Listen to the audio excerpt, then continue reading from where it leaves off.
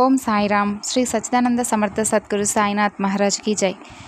ఈరోజైతే మరొక చక్కని బాబాగారి సందేశంతో మీ ముందుకు వచ్చానండి. బాబాగారి సందేశంలో ఈరోజు మనమైతే కొన్ని మంచి మాటలను ఈరోజు సందేశంలో తెలుసుకోబోతున్నాం. అయితే మొదటిసారి కనుక మన ఛానల్ని ఎవరైనా కొత్తగా చూస్తున్నట్లయితే ఛానల్ను సబ్స్క్రైబ్ చేసుకోండి. వీడియో మీకు నచ్చితే తప్పకుండా లైక్ చేసి మరికొంతమంది సాయిబాబా వారి భక్తులకు షేర్ చేయండి. ఇక ఈరోజు బాబాగారి సందేశంలో ఉన్నటువంటి మంచి మాటలను తెలుసుకొని ఎవరైతే నిరాశ నిస్పృహలకు లోనవుతూ ఉన్నారో, ఎవరైతే అధైర్యపడుతూ ఉన్నారో, ఎవరైతే భీతితో ప్రతిరోజు కూడా మాకు ఈ సమస్యలు ఏమాత్రం కూడా కొలికి రావడం లేదని బాధపడుతూ ఉన్నారో అలాంటి వారందరూ కూడా నిజంగా మనకు ధైర్యాన్ని ఇచ్చేటటువంటి మాటలు ఎవరు చెప్పినా కానీ ప్రశాంతంగా కాసేపైనా ఎదుటి వ్యక్తులు ఏం చెప్తున్నారనే విషయాల గురించి కాసేపు మనం దిగులుగా ఉన్నప్పుడు వింటే తప్పకుండా మన మనసు అయితే ప్రశాంతంగా ఉంటుందండి. అలాగే బాబా గారి ద్వారా అంటే స్వయంగా బాబా గారే ఈ విధంగా మనకు మంచి మాటలను అందిస్తున్నారని ఎవరైతే నిరాశ నిస్పృహలో ఉంటారో అలాంటి వారు ఎవరైతే టెన్షన్తో అంటే ఈరోజు ఈ విధంగా మాకు ఇలా జరుగుతుంది, రేపటి రోజున ఎలా ఉంటుందో అని టెన్షన్స్ గురవుతూ ఇప్పటి నుండే హై టెన్షన్ గురయ్యే వాళ్ళు కూడా చాలామంది ఉంటారు. అంటే ఈరోజు ఉన్నటువంటి ప్రాబ్లమ్స్ ఏమాత్రం క్లియర్ అవ్వక రేపటి రోజున మరలా మాకు ఎలా ఉంటుందో అని ఎక్కువగా ఆలోచిస్తూ ఈరోజు సమయాన్ని వృధా చేసుకుంటూ ఈరోజు కనీసం తిండి తిప్పలు లేకుండా అనారోగ్యానికి గురవుతూ అసలు ఏమాత్రం కూడా అంటే అనవసరమైనటువంటి ఆలోచనలు కూడా మెదడులోకి తెచ్చుకుంటూ ఏం జరుగుతుందో ఏం చేయాలో అనేటటువంటి టెన్షన్స్తో చాలామంది బాధపడుతూ ఉంటారండి.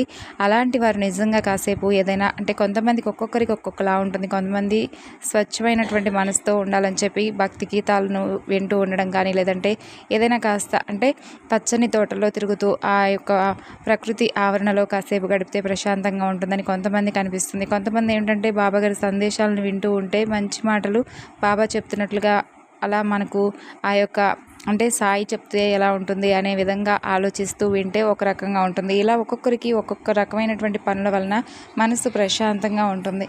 అలా బాబాగారి సందేశంలో ఉన్నటువంటి అర్థాలను కనుక మనం తెలుసుకున్నట్లయితే మనకు కూడా మనసు చాలా ప్రశాంతంగా ఉంటుంది.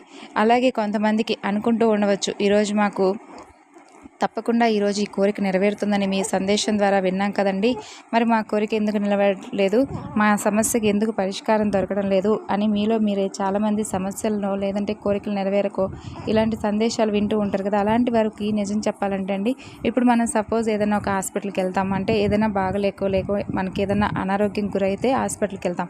మనకి ఏంటంటే అంటే డాక్టర్ గారు ఏం చెప్తారు, ఎలాంటి రోగం ఉన్నా కానీ ఏదైనా కానీ మనకు అమ్మ మీకంతా కూడా బాగానే ఉంటుంది, ముందు రోజుల్లో కూడా ఎలాంటి ఇబ్బంది అనేది ఉండదు, మీరైతే అధైర్యపడకండి, ధైర్యంగా ఉండండి, అంతా మంచిగా ఉంటుందని చెప్తారు. కానీ ఈరోజే మీకైతే నష్టం జరుగుతుంది, మీ ప్రాణానికి ఏదైనా కానీ ప్రమాదం జరగవచ్చు అని ఇలాంటివి అయితే ఎప్పుడు చెప్పరు కదండి డాక్టర్ గారు.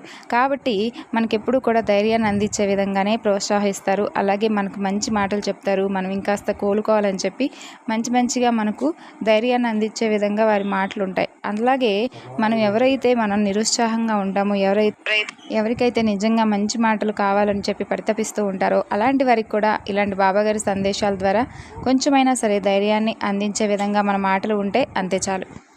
బిడ్డ, నీ మనసులో ఉన్నటువంటి సంకోచాలన్నీ కూడా పక్కన పెట్టేశాయి. నేను ఆ పని నీకు పూర్తి చేస్తానా లేదా, నీ సమస్యకు నేను ఒక మంచి పరిష్కారం ఇస్తానా లేదా, ఇవన్నీ పక్కన పెట్టు. నీవు నీ వంతుగా నువ్వు ఏ విధంగా నడుచుకుంటున్నావు, ఎంతవరకు న్యాయపరంగా ఉంటున్నావు, నీవు ఏ విధంగా కోప్పడుతున్నావు, నీకు నీ మంచి కోరి ఏదైనా ఒక మంచి సలహా ఇస్తుంటే నువ్వు ఎంతవరకు మంచిగా రిసీవ్ చేసుకుంటున్నావు అనేది ఒక్కసారి ఆలోచించుకో.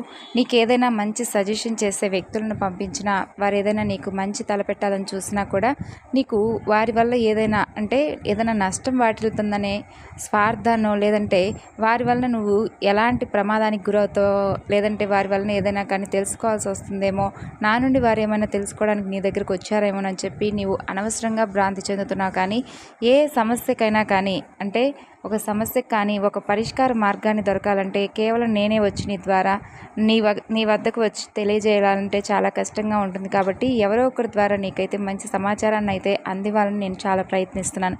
కానీ నువ్వేం చేస్తున్నావు, చాలా కోపతాపాలతో ఎవరైనా నిన్ను అంటే కనీసం పలకరించాలని చూస్తున్నా కూడా వారికి ఎలాంటి జవాబు అందివ్వడం లేదు. కనీసం వారితో మాట్లాడటం లేదు. ఎందుకు? లోకంలో లేనటువంటి సమస్యలు నీ ఒక్కడికే ఉన్నాయా? లేదంటే జీవితంలో అలసిపోయి ఇప్పటి వరకు కూడా ఎంతోమంది ఎన్నో పోరాటాలు చేసి త్యాగం చేసి ఏమీ చేయలేక అనుకూలమైనటువంటి కాలం వారికి కలిసి రాక ఎంత బాధపడుతూ ఉండేవారు ఎంతోమంది ఉన్నారు. అంటే అంగవైకల్యంతో బాధపడేవారు ఉన్నారు. అసలు కనీసం కూటికి గుడ్డకి లేక ఎంతో అనారోగ్యంతో దెబ్బతిని జీవితాన్ని కోల్పోయిన వారు ఈ లోకంలో ఎంతోమంది ఉన్నారు. వారితో పోల్చుకుంటే నీ జీవితాన్ని నిన్ను ఎలాంటి అన్యాయం కూడా భగవంతుడు చేయలేదని కాస్తైనా సంతృప్తిపడు. అలాంటి వారిని చూసైనా కానీ భగవంతుడు మాకు కాళ్ళు చేతులు ఆరోగ్యం అన్నీ ఇచ్చాడు, చక్కగా ఇంతటితో అయినా మనం తృప్తి చెందాలి. ఇవి కూడా లేనివారు ఈ లోకంలో ఎంతోమంది ఎంత నరకాన్ని అనుభవిస్తున్నారు.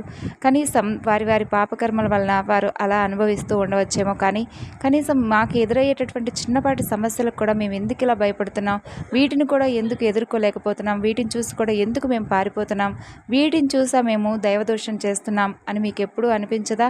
చిన్నపాటి సమస్యలకు కూడా ఈ విధంగా భయపడితే ఎలా చెప్పు, అధైర్యపడితే ఎలా చెప్పు? ప్రతిదీ కూడా ఏది కూడా నువ్వు జరగాలంటే జరగదు, అలాగే జరగవద్దు అని అంటే ఆగిపోదు. ఏ పనైనా కానీ మొదలుపెట్టిన తర్వాత అది మధ్యలోనే ఆపేయడం నీ మూర్ఖత్వం అవుతుంది.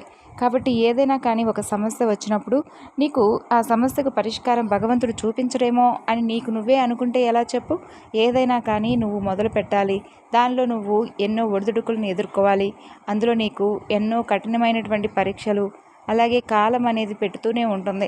అలాంటప్పుడు నువ్వు వాటిని ఎదుర్కొనే ప్రయత్నం చేసినప్పుడు భగవంతుడి అనుగ్రహం కూడా నీకు తోడవుతుంది. అలా కాకుండా ప్రతిదీ కూడా అంటే నేను ఇలాగే చేయాలి, నేను ఇలానే ఉండాలి అని మూర్ఖత్వంతో ఆలోచించే వారికి ఎప్పుడూ కూడా భగవంతుడు కూడా సహాయం చేయడు.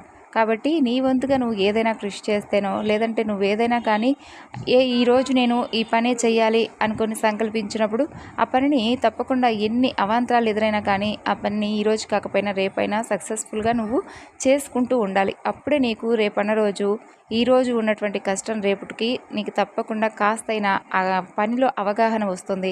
అలాగే ఆ పనిలో నీకు ఒక మంచి సక్సెస్ వస్తుంది. దాని ద్వారా నీకు ముందు ముందు రోజుల్లో ఏదైనా ఒక చిన్న కష్టం వచ్చినా కూడా నువ్వు దాన్ని చూసి భయపడవు.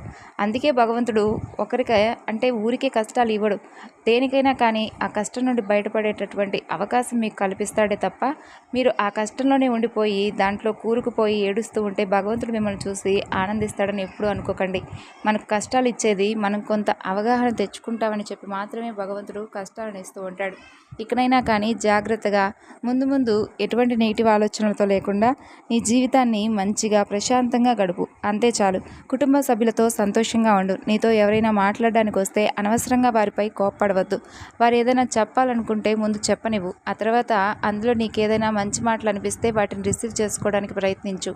లేదంటే వాటిలో నీకేమీ అనవసరంగా అనిపిస్తే వారి మాటలు దూరంగా నవ్వుతూ పక్కకి జరిగిపో. అంతేకాని వారితో వాగ్వాదంతో అంటే ఏదైనా గొడవలు దిగేటటువంటి ప్రయత్నాలు చేయవద్దు. అలాగే వారితో అస్సలు మాట్లాడకుండా ఈ అందరినీ కూడా దూరం చేసుకోవడం వలన నీకంటూ ఎవరూ కూడా ఈ లోకంలో ఉండరు. కాబట్టి ఈ జీవితంలో ఎదుటి వ్యక్తులు ఏ విధంగా అంటే ఒకవేళ నిన్ను నిజంగా ప్రేమపూర్వకంగా పలకరిస్తే నువ్వు కూడా అంతే ఆత్మీయంగా వారితో ఉండు.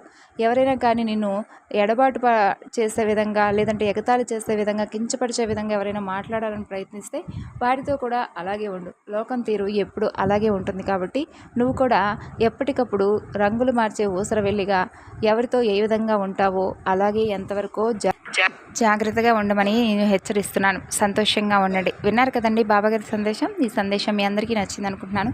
నచ్చితే తప్పకుండా మరి కొంతమందికి షేర్ చేయండి. మరొక చక్కని బాబాగారి సందేశంతో మరలా కలుసుకుందాం. అంతవరకు నమస్కారం. ఓం సాయిరాం. సర్వేజన